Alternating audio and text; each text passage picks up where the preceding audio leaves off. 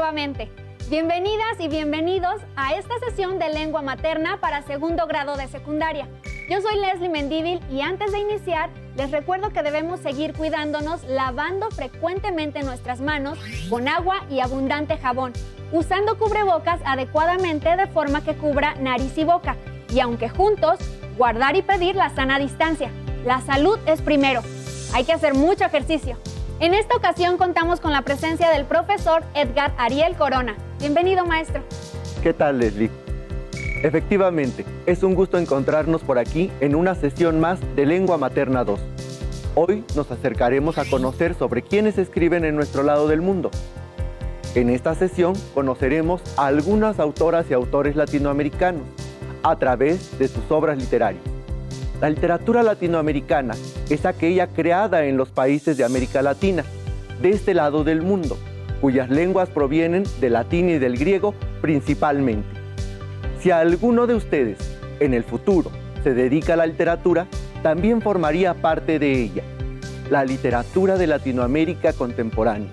La conforman los cuentos, novelas, relatos, obras de teatro, escritas en nuestra lengua materna que reflejan la vida de nuestros países latinoamericanos en nuestros tiempos. Por su extensa variedad y por la riqueza de sus obras literarias, estamos seguros que encontrarás algo que te pueda interesar. Los materiales que vamos a necesitar para esta sesión son cuaderno, lápiz o pluma para que puedan tomar notas. También podría ayudarles tener a la mano su libro de texto. Recordemos que todo lo que veamos hoy es para reforzar su conocimiento, así que les recomiendo llevar un registro de las dudas, inquietudes o dificultades que surjan al resolver los planteamientos de esta sesión. Muchas de estas las podrán ustedes resolver al momento de revisar su libro de texto y revisar sus apuntes. En esta sesión vamos a ir de la mano de las obras de excelentes autoras y autores latinoamericanos como El cuento de la tía Inés, de la escritora mexicana Ángeles Mastretta, el cuento La Migala, del escritor mexicano Juan José Arreola, y un fragmento del cuento La Identidad, de la escritora mexicana Elena Poniatowska. Recuerden anotar las dudas, inquietudes o dificultades que les surjan al resolver los planteamientos de esta sesión.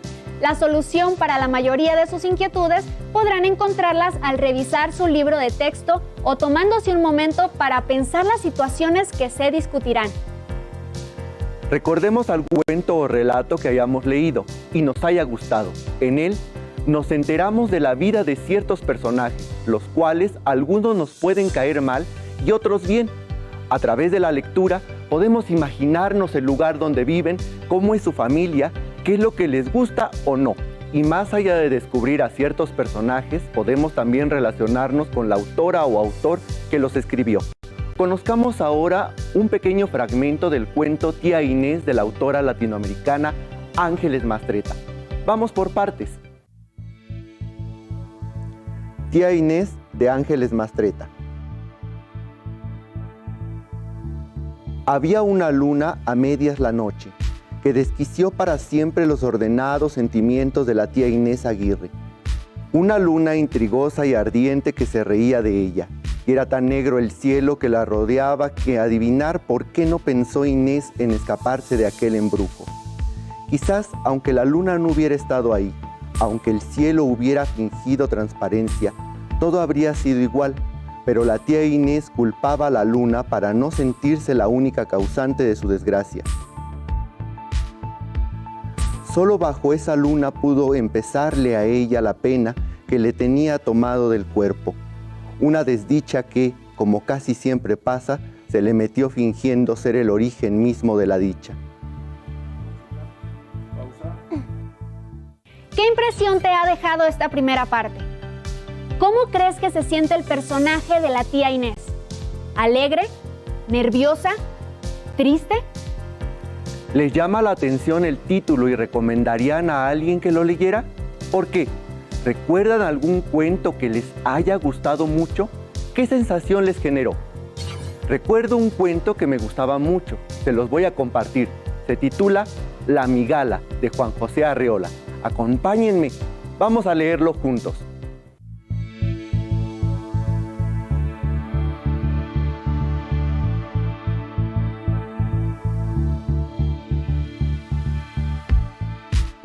El día en que Beatriz y yo entramos en aquella barraca inmunda de la feria callejera, me di cuenta de que la repulsiva limaña era lo más atroz que podía depararme el destino. Peor que el desprecio y la conmiseración, brillando de pronto en una clara mirada.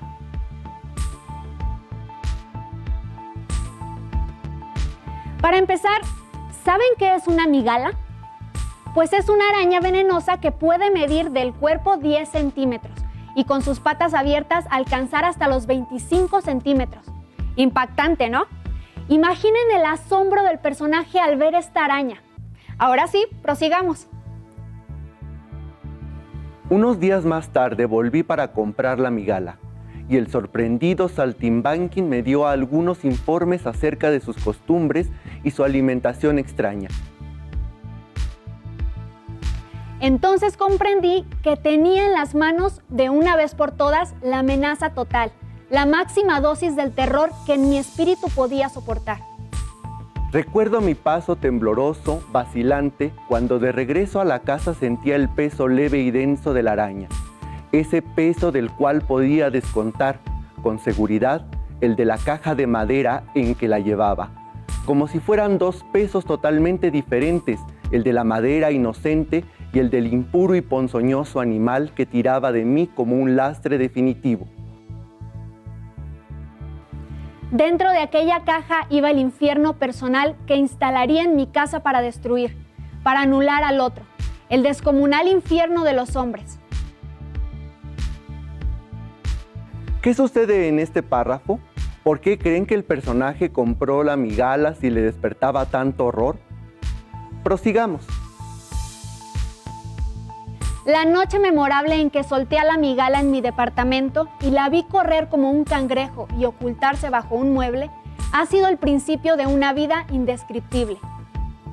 Desde entonces, cada uno de los instantes de que dispongo ha sido recorrido por los pasos de la araña, que llena la casa con su presencia invisible.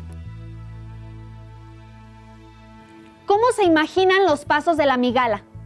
¿A ustedes les gustaría tener una de mascota? Prosigamos. Todas las noches tiemblo en espera de la picadura mortal. Muchas veces despierto con el cuerpo helado, tenso, inmóvil, porque el sueño ha creado para mí, con precisión, el paso cosquillante de la araña sobre mi piel, su peso indefinible, su consistencia de entraña. Sin embargo, siempre amanece. Estoy vivo y mi alma inútilmente se apresta y se perfecciona. ¿Qué es lo que espera el personaje que suceda y no sucede? Hay días en que pienso que la migala ha desaparecido, que se ha extraviado o que ha muerto, pero no hago nada para comprobarlo. Dejo siempre que el azar me vuelva a poner frente a ella, al salir del baño o mientras me desvisto para echarme en la cama. A veces el silencio de la noche me trae el eco de sus pasos, que he aprendido a oír, aunque sé que son imperceptibles. ¿En qué momento suele encontrarse el personaje con la migala? Sigamos leyendo. Muchos días encuentro intacto el alimento que he dejado la víspera. Cuando desaparece, no sé si lo ha devorado la migala o algún otro inocente huésped de la casa. He llegado a pensar también que acaso estoy siendo víctima de una superchería y que me hallo a merced de una falsa migala. Tal vez el Saltimbanquín me ha engañado, haciéndome pagar un alto precio por un inofensivo y repugnante escarabajo. ¿Qué se imaginan que come la migala que deja algunas veces la comida que le ha servido su dueño? Pero en realidad esto no tiene importancia, porque yo he consagrado a la migala con la certeza de mi muerte aplazada. En las horas más agudas del insomnio, cuando me pierdo en conjeturas y nada me tranquiliza, suele visitarme la migala. Se pasea embrolladamente por el cuarto y trata de subir con torpeza las paredes. Se detiene, levanta su cabeza y mueve los palpos. Parece husmear agitada, un invisible compañero. ¿Qué creen que está esperando el personaje de la migala? Volvamos a la lectura. Entonces, estremecido en mi soledad, acorralado por el pequeño monstruo, recuerdo que en otro tiempo yo soñaba en Beatriz y en su compañía imposible. Cerremos la lectura. Reflexionen.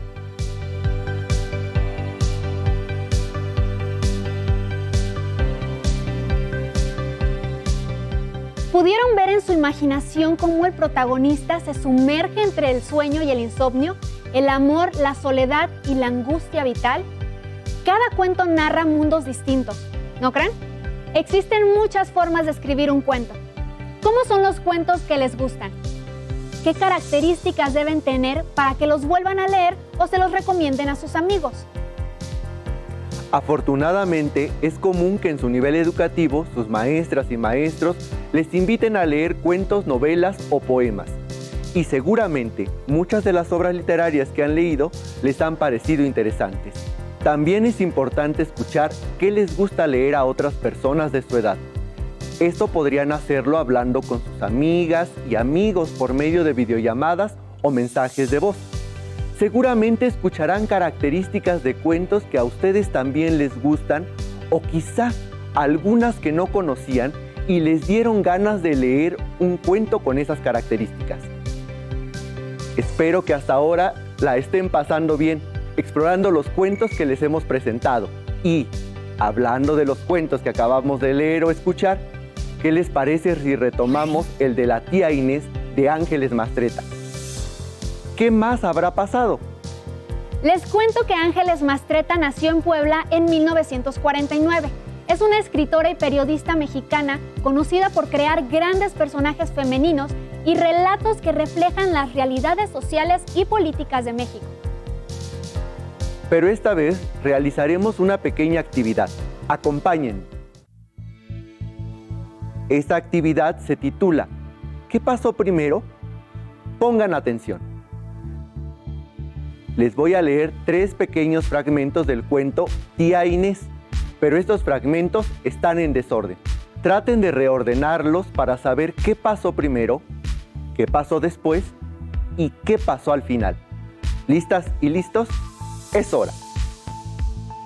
El primer fragmento dice así: al día siguiente, la tía Inés no recordó un ruego, menos una orden, pero tenía una luz entre ojo y ojo ensombreciendo toda su existencia. ¿Creen que este fragmento está al inicio del cuento? ¿Estará en el nudo o en el desenlace? Pongan mucha atención al siguiente fragmento. Cada luna es distinta, cada luna tiene su propia historia. Dichosos quienes pueden olvidar su mejor luna. No se preocupen si no pueden recordar exactamente lo que decía el cuento de tía Inés. Usen su imaginación y su creatividad para acomodar los fragmentos en el orden que les parezca más adecuados. Por último, tenemos este fragmento que dice: había una luna a medias, la noche que desquició para siempre los ordenados sentimientos de la tía Inés Aguirre. Habiendo escuchado estos fragmentos del cuento, intenten escribir en su cuaderno el orden correcto en que crees que va cada uno. ¿Será que el orden correcto es ABC o quizás BCA? ¿Qué tal CAB? Existen muchas combinaciones. Pero la correcta es CAB. El orden correcto es: había una luna a medias la noche que desquició para siempre los ordenados sentimientos de la tía Inés Aguirre. Al día siguiente, la tía Inés no recordó un ruego, menos una orden, pero tenía una luz entre ojo y ojo ensombreciendo toda su existencia. B. Cada luna es distinta. Cada luna tiene su propia historia. Dichosos quienes pueden olvidar su mejor luna. Recuerda que este no es todo el cuento, son tan solo fragmentos del principio, desarrollo y desenlace. Para que no se queden con la duda, vamos a leer el cuento completo de Tía Inés. Tía Inés.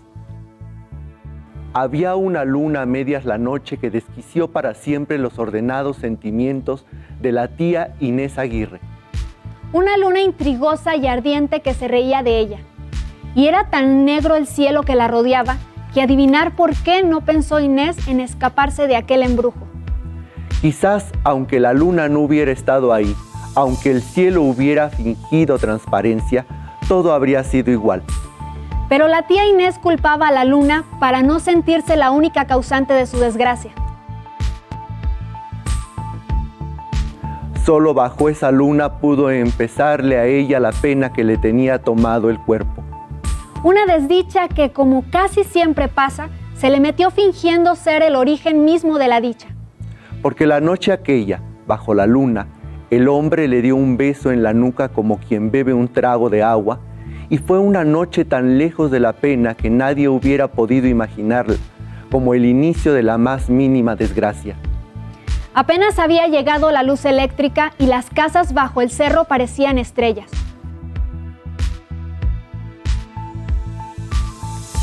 En alguien tuvo que vengar esa luna el dolor que le dieron las casas encendidas, las calles bajo el cobijo de aquella luz comprada y mentirosa, la ingratitud de toda una ciudad anocheciendo tranquila, sin buscar el auxilio de su fulgor. De algo tenía que servir ella. Alguien tenía que recordar su luz despidiendo la tarde. Y ese alguien fue Inés Aguirre. La luna la empujó hasta el fondo de unos brazos que la cercarían para siempre, aunque fuera a irse temprano. Al día siguiente, la tía Inés no recordó un ruego, menos un orden, pero tenía una luz entre ojo y ojo ensombreciendo toda su existencia.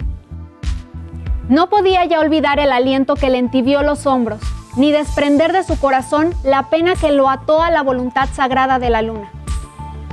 Se volvió distraída y olvidadiza. Pedía auxilio para encontrar el lápiz que tenía en la mano, los anteojos que llevaba puestos, las flores que acababa de cortar.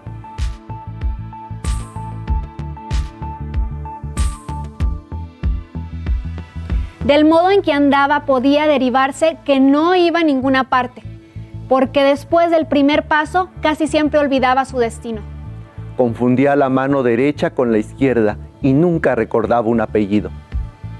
Terminó llamando a sus tíos con el nombre de sus hermanos y a sus hermanas con el nombre de sus amigas. Cada mañana tenía que adivinar en cuál cajón guardaba su ropa interior y cómo se llamaban las frutas redondas que ponía en el jugo de desayuno.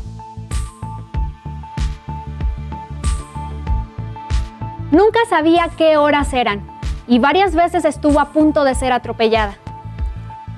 Una tarde hacía el más delicioso pastel de chocolate y a la semana siguiente no encontraba la receta, ni sabía de qué pastel le hablaban. Iba al mercado para volver sin cebollas y hasta el Padre Nuestro se le olvidó de buenas a primeras. A veces se quedaba mirando un florero, una silla, un tenedor, un peine, una sortija y preguntaba con la ingenuidad de su alma, ¿para qué sirve esto?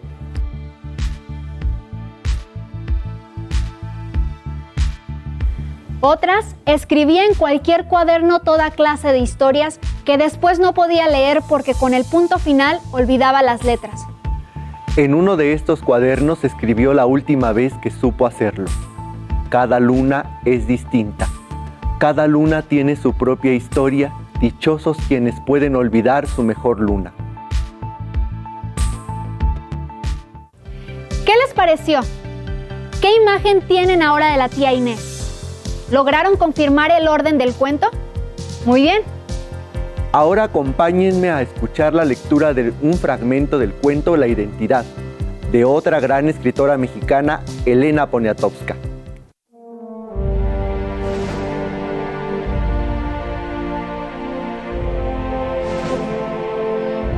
Yo venía cansado. Mis botas estaban cubiertas de lodo y las arrastraba como si fueran féretros. La mochila se me encajaba en la espalda, pesada. Había caminado mucho, tanto que lo hacía como un animal que se defiende. pasó un campesino en su carreta y se detuvo. Me dijo que subiera. Con trabajo me senté a su lado. Calaba frío. Tenía la boca seca, agrietada en la comisura de los labios. La saliva se me había hecho pastosa. Las ruedas se hundían en la tierra dando vuelta lentamente. Pensé que debía hacer el esfuerzo de girar como las ruedas y empecé a balbucear unas cuantas palabras. Pocas. Él contestaba por no dejar y seguimos con una gran paciencia. Con la misma paciencia de la mula que nos jalaba por los derrumbaderos. Con la paciencia del mismo camino seco y vencido, polvoroso y viejo, hilvanando palabras cerradas como semillas, mientras el aire se enrarecía porque íbamos de subida. Casi siempre se va de subida. Hablamos, no sé, del hambre, de la sed, de la montaña, del tiempo, sin mirarnos siquiera. ¿Les gustó el fragmento de este cuento? ¿Dónde creen que ocurre esta historia? Pues vamos todos juntos aprendiendo cada día cosas nuevas. ¿Se dieron cuenta cómo poco a poco hemos ido aprendiendo más y más cosas sobre la literatura y los cuentos? Y recuerden, en los cuentos se pueden encontrar una introducción, un desarrollo y un final. En la introducción, regularmente se presenta a los personajes que van a participar en la narración, sobre todo el principal. También se describe en esta parte el lugar donde se desarrolla la historia, los escenarios y el tiempo en el que ocurre. ¿Verdad, profesor? Así es. La parte de desarrollo de la historia generalmente es donde se escribe sobre lo que está pasando en la narración o historia. Dentro de esta parte se presenta el nudo, que es donde se da a conocer el problema o la situación más crítica de tu historia. Esto es donde se cuenta el conflicto que hay con el personaje principal. Y en el final o desenlace, casi siempre se narra cómo se resuelve el problema presentando el nudo, de manera cómica, trágica, dramática, en torno a la acción o la hazaña realizada por el personaje principal. Entonces tenemos que en los textos narrativos vamos por lo general a poder identificar tres partes: la introducción, el desarrollo y el desenlace. Para que disfruten de sus lecturas, les compartiré algunas estrategias. Recuperen los conocimientos previos que se tienen sobre el subgénero con el que se relaciona la narración para enriquecer la comprensión de esta. Relean la narración para identificar cómo se presentaron los sucesos y profundicen en la interpretación de la lectura. Realicen anotaciones o resúmenes de las partes leídas para reunir los datos más importantes del texto: personajes, conflictos, narradores, trama, etc. Infieran el significado de las palabras o expresiones que desconozcan a partir del contexto en el que se usan. Realicen predicciones acerca de cómo continuará o terminará la historia. Conversen con otros sobre el sentido de la obra o los fragmentos que les parezcan especialmente interesantes, bien logrados o que sean más complejos.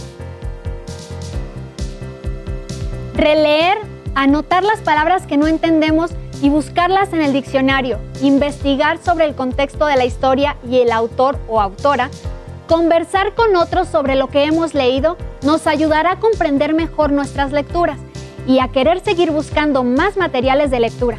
Les invito a que relean sus cuentos favoritos de autoras y autores de Latinoamérica o cuentos que nunca han leído y se darán cuenta de la estructura, inicio, desarrollo, final. En su libro de texto podrán encontrar otros cuentos que pueden gustarles mucho. Seleccionen el que más les guste. Tomen notas en su cuaderno. En su cuaderno describan a los personajes que aparecen en el cuento que seleccionaron. ¿Cómo serán? ¿Cuáles serán sus características? Cuando hablen con tus amigas y amigos sobre los cuentos que les gustan, se darán cuenta que a veces nuestros gustos no son tan distintos de los de otras personas. Ahora, creo que sería un buen momento para comenzar a leer otro tipo de cuentos que nunca hemos leído. Quizá encuentren otros estilos que también les gusten. Ya casi terminamos por el día de hoy. Espero que hayan disfrutado mucho esta sesión.